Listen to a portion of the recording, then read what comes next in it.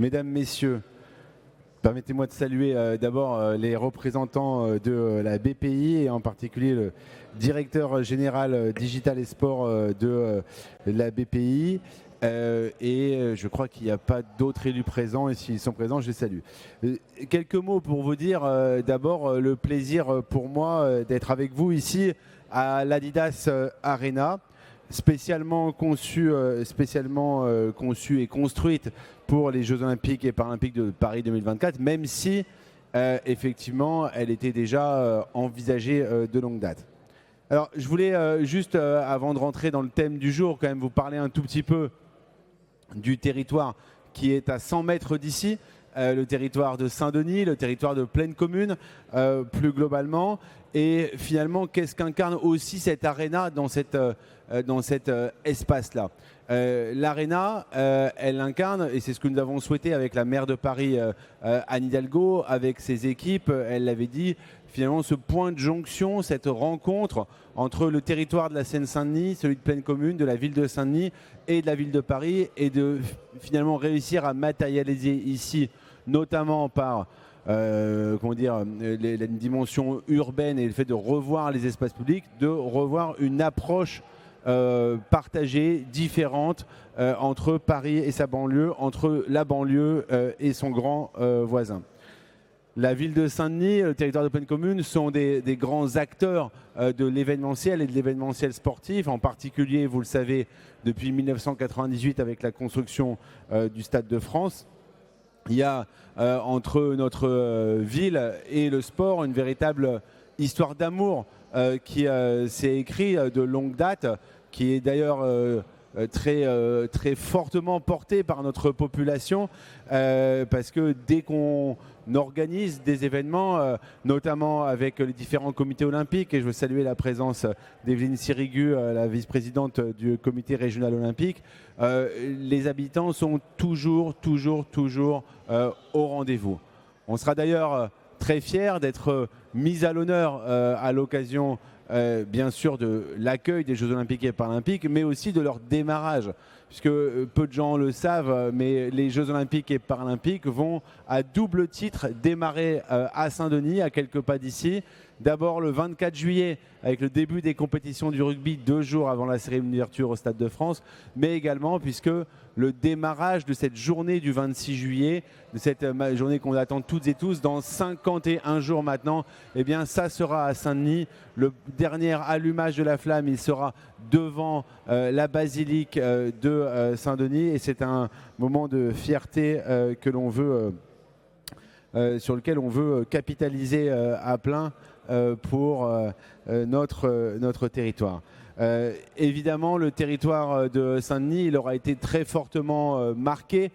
par l'héritage olympique à venir. On le voit, la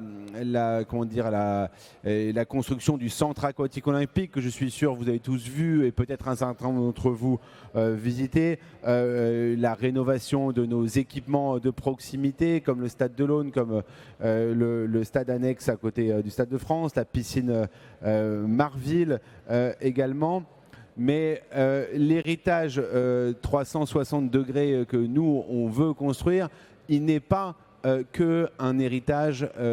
matériel et physique. Les collectivités, ça a été rappelé, sont le premier partenaire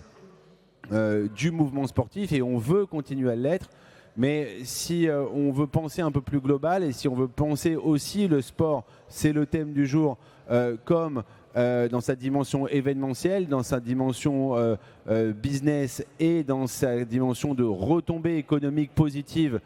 sur un territoire et pour les habitants, il faut qu'on arrive, passez-moi l'expression, à élargir la focale. Et c'est ce que nous nous préparons à faire, notamment autour de l'ensemble du pôle Playel, parce qu'il y a des opportunités que nous souhaitons pouvoir beaucoup mieux utiliser à l'avenir, beaucoup basées autour du sport, mais pas que. Je le dis, notre volonté, il est sur cet espace géographique autour du cœur de Playel, en profitant de la dynamique événementielle, notamment des grands événements sportifs du Stade de France, du centre aquatique olympique, mais également de cette aréna ici, qui pour nous est dans ce triangle événementiel majeur. Dans cette finalement plaine de France qui deviendra une plaine événementielle dans le futur, eh bien, on veut y adjoindre dans toute cette partie nord de Paris le premier hub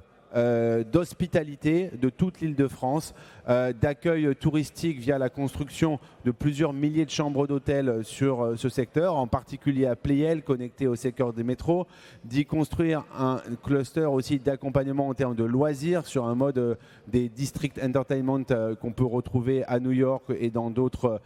endroits, pour finalement essayer d'utiliser l'urbanisme que l'on maîtrise au service d'un développement économique vertueux qui met en avant les atouts, les avantages d'un territoire qui bien souvent était considéré comme un territoire de relégation par certains. Bien loin du coup de l'image que certains ont voulu nous donner de zones où il ne faudrait pas aller, nous voulons devenir la welcome zone numéro 1 de toute l'Île-de-France dans les années à venir, celle qui est la porte d'entrée, celle qui accueille, celle où on reste, et le faire dans un cadre extrêmement vertueux, puisque tout cela a aussi une vocation de déploiement d'emplois à caractère local assez manifeste dans tout le secteur évidemment serviciel. C'est un horizon 2030 qu'on se fixe et dans lequel évidemment le partenariat avec les entreprises, il est crucial. Il est crucial avec la logique foncière, urbanisme, sur le développement de ce que j'ai évoqué, mais il est aussi crucial parce que si on veut que ça marche, il faut qu'il y ait une dynamique événementielle récurrente, régulière, qui vienne finalement renforcer ce hub hospitalité. Si on est juste une zone d'hôtel comme il en existe parfois en périphérie, plus ou moins bonne qualité, plus ou moins proche des aéroports, on ne sera pas à ce rendez-vous. On veut créer une zone qui vit et pour qu'elle vive, eh bien, il y a besoin aussi de ces partenariats avec les entreprises. On aura juste après Fabrice qui va venir, qui est quand même une des entreprises Alliance qui investit le plus dans le sport de haut niveau. Et on le sait, on a besoin de ce partenariat demain. Puissance publique, les clubs au cœur et à leur côté des entreprises privées, parce que les collectivités ne pourront pas, et je vais le dire, ne doivent pas suivre la dynamique de la professionnalisation complète du sport. Parce que sinon, on en vient à des déséquilibres manifestes entre intérêt général que nous devons soutenir, que nous devons promouvoir sur la pratique sportive, si nous voulons que notre nation devienne encore plus un pays de sport, et c'est l'objectif, à la fois en termes de dynamique du pays, mais aussi en termes de santé et de bien-être, et la dimension sport professionnel. Cet équilibre un peu spécifique dans notre pays, il reste à construire, il avance, il y a des initiatives intéressantes, elles seront présentées juste après. Et en tout cas, les collectivités veulent y prendre toute leur part. À côté de ma casquette de maire et de président de pleine commune, j'ai l'honneur de présider une association que peut-être un certain nombre d'entre vous connaissent, qui s'appelle Territoire d'événements sportifs, qui est le regroupement de toutes les villes, prosaïquement, qui dans un premier temps là, ont organisé et la Coupe du Monde de rugby et les Jeux Olympiques, et qui vont organiser les Jeux Olympiques et Paralympiques. Notre enjeu, il n'est pas juste de nous fédérer à l'occasion d'un grand événement comme nous le faisions régulièrement, mais de développer une véritable ingénierie des collectivités territoriales, notamment dans l'accompagnement des grands événements. On l'a bien vu et la preuve en a été plus que jamais faite à la Coupe du Monde de rugby. Pour qu'un événement soit réussi, ça se joue dans le stade bien sûr, mais ça se joue beaucoup et surtout en dehors du stade. Dans la capacité à emmener les populations, dans la capacité aussi à créer l'environnement au-delà des grilles d'un stade. Et tout cela joue énormément sur la visibilité et sur la participation. La Coupe du Monde de rugby, c'est 1,3 million de personnes qui ont vécu la Coupe du Monde de rugby dans les fan zones. Très bientôt, vous le verrez, on va être dans une situation où dans les grands événements, il y aura autant, si ce n'est plus de gens dans les fan zones que dans que dans l'événement en tant que tel. Ça doit nous faire réfléchir et ce modèle, on doit le co-construire. Les collectivités, elles sont volontaires, mais j'ai encore eu l'occasion ce matin, je n'avais pas vu Jacques Rivoal, le président du comité d'organisation, mais je le salue. On a fait un travail assez exceptionnel de ce point de vue-là, avec un vrai partenaire de France 2023, comme on est en train de le préparer autour de la dynamique olympique aujourd'hui. Mais il y a quand même un sujet que je voulais aussi porter devant vous, parce qu'il faut que l'on organise dans cette chaîne de valeur de l'événementiel sportif, il faut penser le rôle des collectivités et penser les ressources des collectivités. Parce qu'on ne pourra pas être dans une situation d'accompagnement permanent et finalement à vouloir maximiser, pour maximiser l'impact, maximiser aussi les dépenses, si on ne pense pas à un nouvel intéressement des collectivités aux résultats de l'événementiel sportif. Je le dis parce qu'en fait, l'idée n'est pas de réinventer une société d'hier, mais néanmoins, ces dispositifs-là, ils existaient. Dans notre pays, nous avions jusque en 2016 une taxe sur les spectacles qui était justement un peu dans cette philosophie de dire qu'un événement, ça génère des coûts pour la collectivité, gestion de l'espace public, fan zone, animation. Il faut donc que les collectivités aient une recette. Il y a eu une forme de lobbying des grands organisateurs d'événements qui ont dit maintenant les grands événements mondiaux, c'est no tax, zéro taxe. C'est, et je le dis s'il y en a ici qui sont impliqués dans les organisations d'événementiel, c'est scier la branche sur laquelle on est assise que de réaliser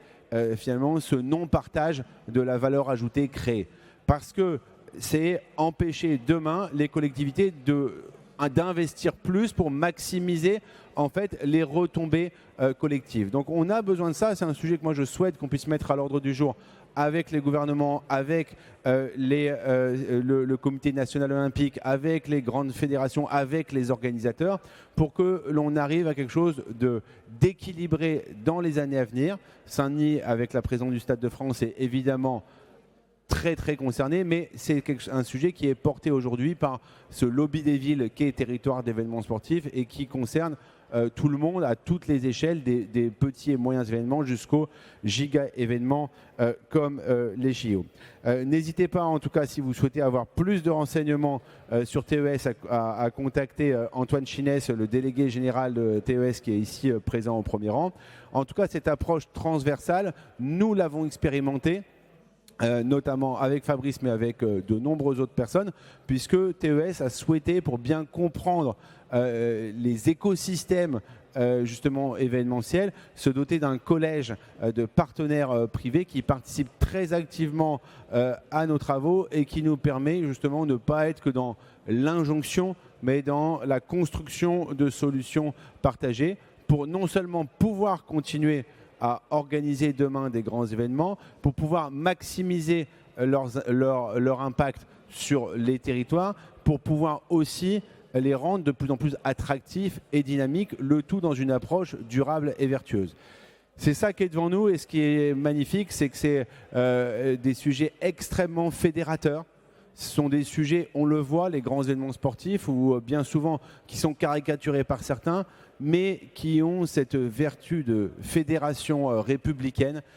qui est majeure et qui nous manque et dont on a besoin plus que jamais dans notre pays. À l'échelle mondiale, en opposition à tous les conflits armés qui se multiplient, les Jeux Olympiques sont aussi ce rendez-vous de la paix et de la fraternité. Et à notre échelle nationale, républicaine, où plus que jamais il y a besoin de refonder, de repenser ce contrat républicain, eh bien oui, j'ai la faiblesse de croire que le sport est l'un des principaux vecteurs, en tout cas, c'est pas le principal, mais c'est un vecteur important, majeur, qui peut nous permettre de travailler à cette fédération que nous appelons de nos voeux, fédération des énergies, des populations, hein, pas sportives. Voilà, évidemment, chacun dans son rôle, évidemment, mais c'est pour nous extrêmement important.